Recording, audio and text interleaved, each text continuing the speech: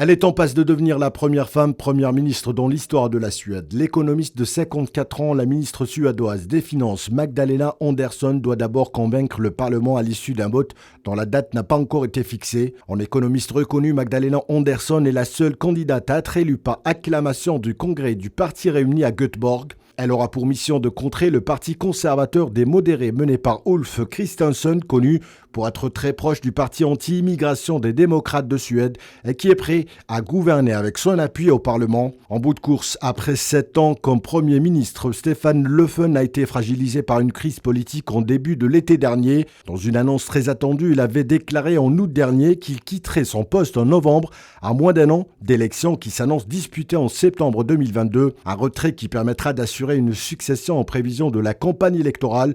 Les sociaux-démocrates menacés restent tout de même dans les sondages. La Suède s'apprête, si Magdalena Andersson est élue, à basculer la politique majeure du pays. Le pays scandinave a eu à vivre une grosse décennie marquée par la percée de l'extrême droite, une droite animée par une hostilité à l'entrée de réfugiés.